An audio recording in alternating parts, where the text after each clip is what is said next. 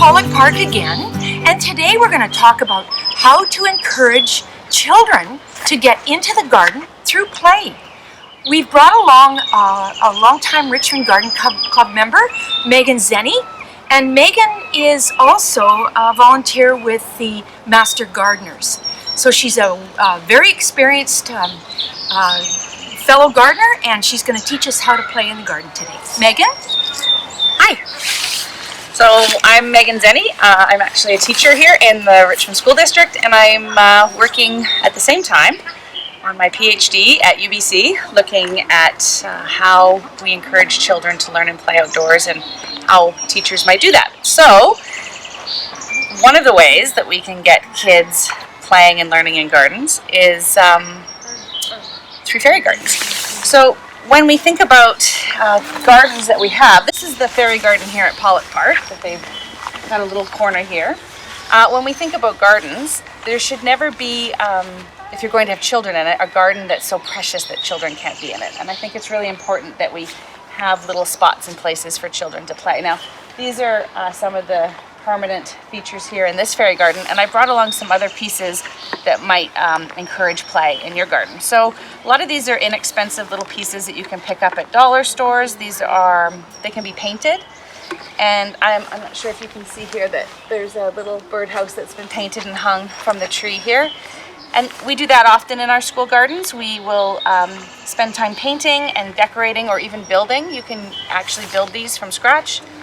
Paint the fairy houses or the gnome houses, and I often recommend putting a shellac over them or some kind of Mod Podge to keep them weatherproofed, because if you just put it out like this, it probably won't last more than one season. But if you Mod Podge it or shellac it, it will last for several years.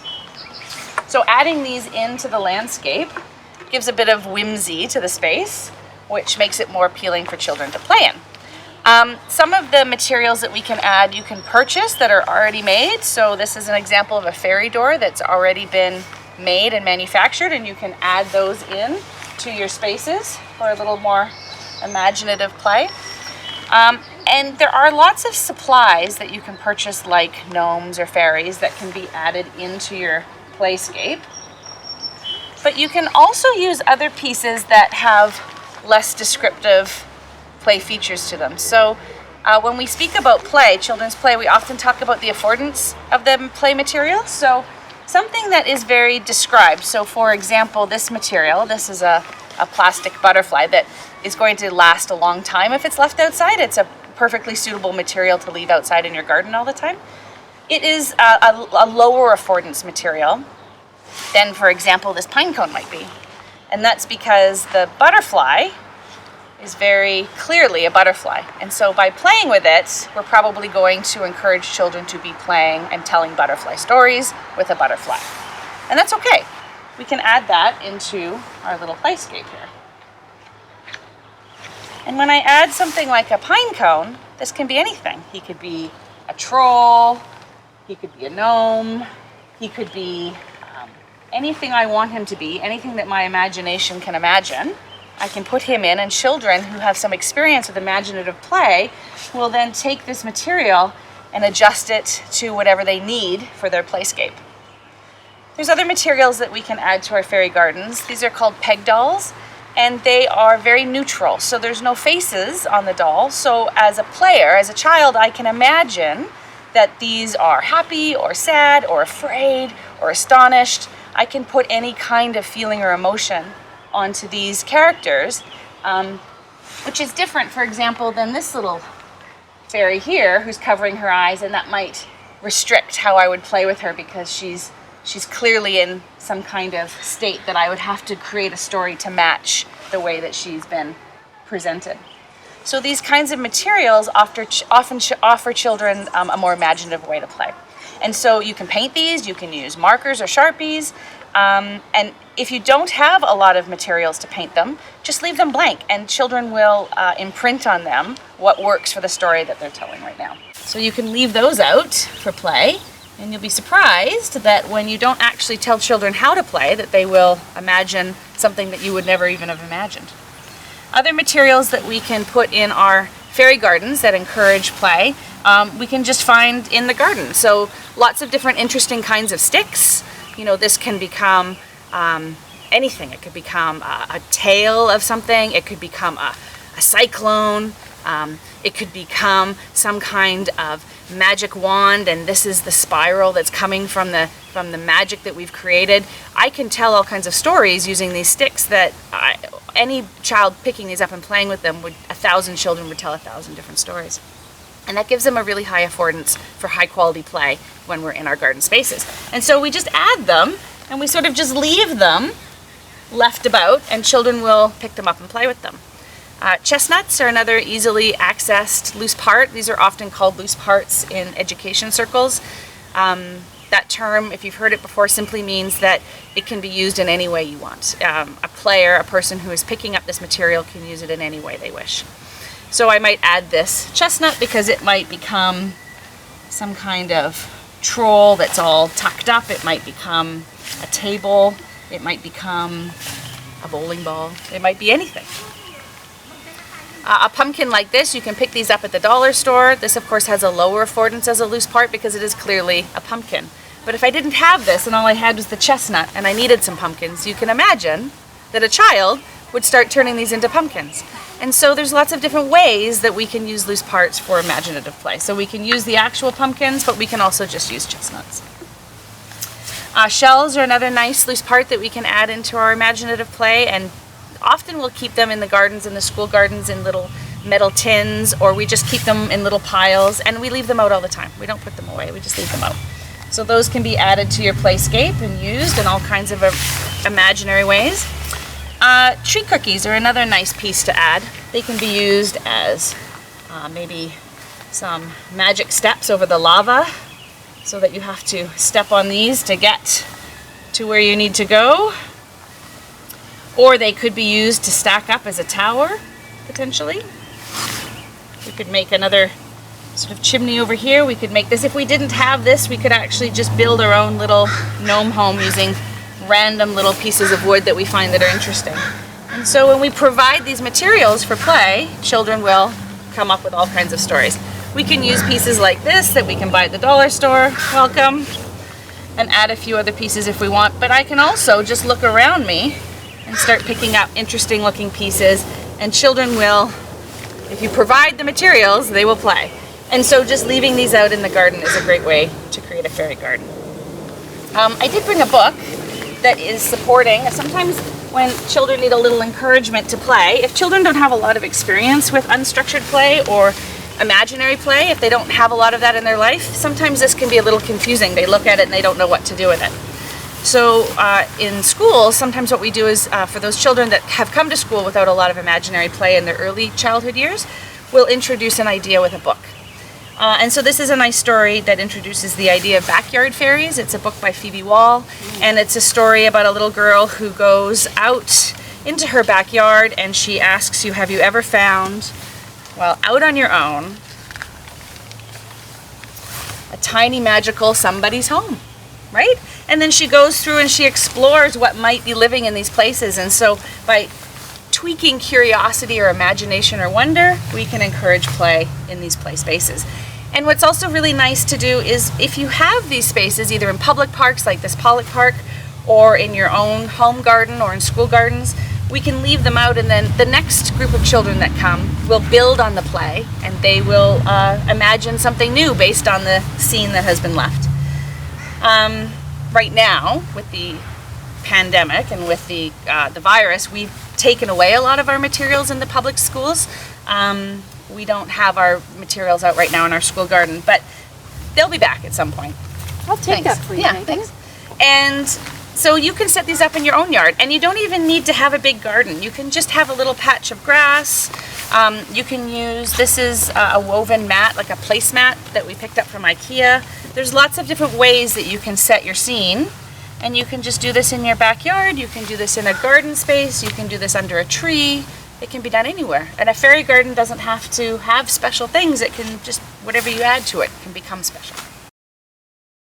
So I brought some of my books, not all of them, but a few of them, just to talk about some of the books that we can read with kids that are about or exciting or engaging them in thinking about being in gardens. So one of the series of books that I like by Frank Serafini is called Looking Closely, and this is one of his books called Looking Closely in the Garden. And what it does is it encourages children to take some time and look very closely. So you can see, look very closely. What do you see? A stained glass window, a jigsaw puzzle? What could it be? And most of us know what this is, but if you're a young child without experience with a monarch butterfly, you might be surprised to know that it's a monarch butterfly, and there's some nice information about the monarch butterfly. And the book goes on and it gives you some rhymes and it explains what all of these items are. So that's a nice way to look closely in the garden. And another way that we encourage kids to look closely in the garden sometimes is we use paint chips. So if you have, I've done a painting project around your house and you have some of these paint chips, or if you're at a garden center and you collect some of them, we'll take them out in the garden and have them see if they can find that color. And so it encourages children to slow down and look closely and spend some time with the plants, because sometimes if we have not just children, but any of us, children or adults, who don't spend a lot of time outside, when you look around, you might say, I might say to you, what color do you see? And you might say it's green. But there's a lot of different variety of green. And so that kind of greenwashing that happens is a result of not spending enough time in nature. So when we invite children to look closely and we give them some ways to look closely, we can excite them to pay attention to what's happening in the garden and to notice that growth over time. Some of the other books that I encourage, Rotten Pumpkin is a nice one for looking closely. So when you are done with your jack-o'-lanterns, this is a story about a jack-o'-lantern and the decomposition process. And so you learn about who some of the visitors are to the jack-o'-lantern, who might be trying to break away at the shell of the pumpkin and eating at that, and all that ecosystem around the decomposing pumpkin, and how we have this biodiversity of life that is living in a decomposing pumpkin. So there's all kinds of rots and molds and yeasts and funguses that we'll learn to identify by going through this book and seeing more about the insects. So it's a nice story. And in the end, we see, when we go through the whole process of decomposition, that the seeds are left, and the seeds are actually protected from the decomposition process because they have a coat on them. And with children, we often talk about how we put on a coat to stay dry and warm, and the seeds have a coat to keep them dry and warm. And so they are left from decomposing because they're back in the soil, and they need some things to grow. And on my blog post, on my website, I have lots of blog posts about what seeds need to grow, and eventually the life cycle starts again. So this is a nice story about looking closely, paying attention to decomposition, the importance of decomposition in our gardens, and the life cycle. So that's another one for having children look closely.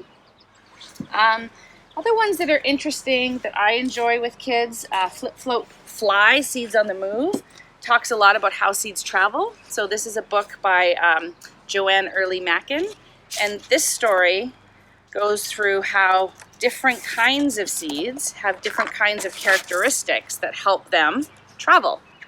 So you can learn about the seeds that are growing and how they escape their mother plant and how they find new ways to travel. So this is a fun one. It floats, right? Some seeds float, some seeds fly, some seeds pop out of the flowers. So I like Flip Float Fly. That's a nice one. For younger children, how does a seed grow? I really like this one. It's by Sue Kim, and it's a really easy, simple, familiar rhyme. Tomato seed, how do you grow? Deep in the soil, I'll plant my roots. So the roots go down. This is what the tomato seed looks like. And the shoot goes up. With sunshine and water come the shoots, and then what does a grown-up tomato look like? There it is. Right? So hooray for plump tomatoes. And the whole story goes through and looks at all the different kinds of plants. So we've got blueberries and pepper seeds, and we've got peas, right? We're planting pea seeds right now. So pea seeds can go in your garden this week if you haven't planted them already. So pea seeds, how do you grow? And this is what a pea seed looks like. And it says, in well-drained soil warmed by sunshine. So the first thing it does is puts its shoots into the soil. And then the roots go down and the shoot goes up. Up curls a sprout that will soon be a vine. And that's what the pea pods look like. So that's another one of my favorite books to look with kids to get them excited about growing in the garden. Tops and Bottoms is a lot of fun. This is a really great story about a very lazy bear and a very industrious rabbit. And so in Tops and Bottoms, what we learn is that the rabbit has a lot of children to feed that are very hungry. And the bear is a little bit lazy. And here's the rabbit with all his bunnies, and he needs to feed them. So he goes to talk to the bear, and he says, listen, bear, you've got all this land, and I've got all these kids. Can I plant something in your garden? And the bear says, all right, but I get half of everything you grow.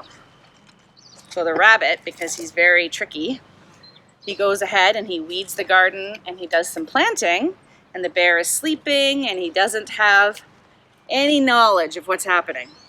So when the harvest comes, the rabbit gives the bear all the tops and he keeps all the bottoms. So he keeps all the roots, all the carrots and all the radishes and all the beets and all of the root crops. So the bear is not very happy about that. So he says, wait a second, you've totally tricked me. I don't like that. So do it again, and this time I get all the bottoms and you can have the tops. So if you know anything about vegetables, you know that that tricky rabbit is going to trick him again. So the bear is sleeping and the crops are growing, and now the bear gets all the roots and the rabbits take all the broccolis and the celeries and the lettuces and all of the tops. So of course the bear is now furious because he's been tricked twice by those rabbits. He says, that's it, this time you're going to do it again, and I get the tops and the bottoms. And I'm not going to ruin the book for you, but the rabbit tricks him again. There's another way that he tricks him. So if you're interested in knowing how that book ends, it's called Tops and Bottoms by Janet Stevens. And that is one of my favorite books to read with kids as well. Plant the Tiny Seed is really nice for young children to think about how our seeds grow. And it is by Christy Matheson. So this is a really nice book that goes through all the things that seeds need to grow. And in the end, when they have oxygen and sun and rain, we have flowers. So Plant the Tiny Seed is a nice one. A Seed of Sleepy is a classic book that most libraries and schools will have. And it has a lot of really great information. It's actually, I would say it's one of the best non-fiction books in a fictional form. It's got a lot of facts in it, so it's nice. So it talks about what seeds do and how long seeds can wait before they germinate. There's all kinds of information. Okay, and what's really interesting is that some seeds, look at that one, it's called a hamburger bean. It looks like a little hamburger. What's interesting about this one is it shows us how some seeds are ancient. Some seeds have been found thousands of years later, and they didn't have what they needed to grow, and scientists were able to germinate the seeds with the right conditions. So we've got the life cycle of a corn kernel and a bean seed. Okay, seeds are clever, they know what they need to do. And I really, really like this book for its information. It's got nice information in it. Lessons from Mother Earth by Elaine McLeod talks a lot about seasonal rounds and how the earth will provide if we don't take too much. So it's about... And these books are all available at the public library, and if they're not, we'll get them on their list. So right now I'm still in Pollock Park, but there are always, no matter how beautiful a park is or how beautiful your garden is, there's always an area that nobody wants anybody to see. And this, we found ourselves a little patch of horsetail. And if you're not familiar with horsetail, it's a really interesting plant. It's one of the oldest species of plants that we know that have stayed with us over the eons. And it's never had to evolve. When we look at how plants and animals adapt and evolve over time to survive in their circumstances, horsetail's never had to do that. And the reason it's never had to do that is because it's just perfectly invasive, just the way it is. So it doesn't have to work very hard to ruin our gardens. And if you have horsetail in your garden, sometimes it shows up in soil delivery. You might not have had it before, and then you get a delivery of soil from somewhere and it shows up. And if it's a brand new horsetail, you can usually stay on top of it and get rid of it. But if you've got a whole bunch of it like this, you kind of have to learn to live with it because it's really hard to get rid of. So when you have children and you have horsetail, and you don't want to make yourself crazy trying to dig this out all the time, what I recommend, because this is a prehistoric plant, that we add a prehistoric series of toys. So we make horsetail and any other really invasive areas of weeds in our gardens, dinosaur gardens. And you can just add your dinosaurs and you can leave them in there and kids can play with them and move them around, and they look right at home with all these horsetail. And the added benefit to that is if you have a lot of kids playing in here in your horsetail, it'll eventually stomp it down and reduce the amount of horsetail you have. I do have a blog post on my website talking about other kinds of plants that are really great for adding dinosaurs to if you're lucky enough not to have a horsetail problem.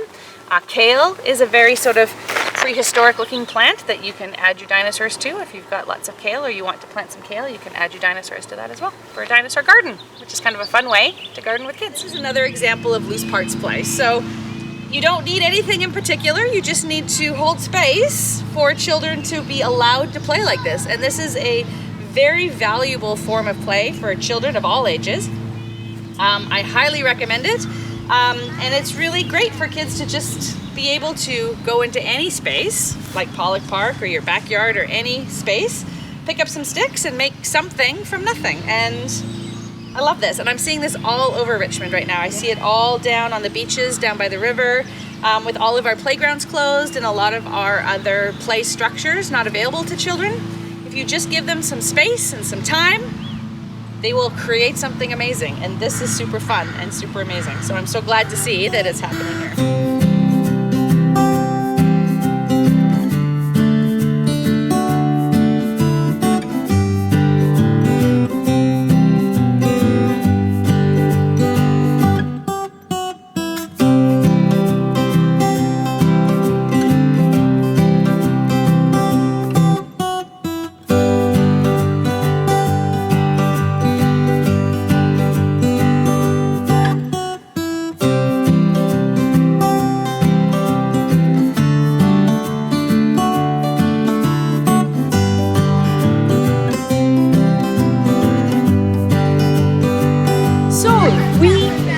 So much today, how to get children engaged in being in a garden and enjoying that space and getting healthy and getting some wonderful stimulation of enjoying nature from Megan Zenny. So we'd like to thank you very much. Yeah, very informative.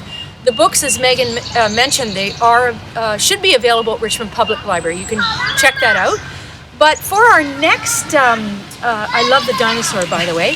For our next video, we're going to learn how to take these plants and create more plants through layering, propagating, dividing, all kinds of things. And right behind me, you're hearing children play. Thank you.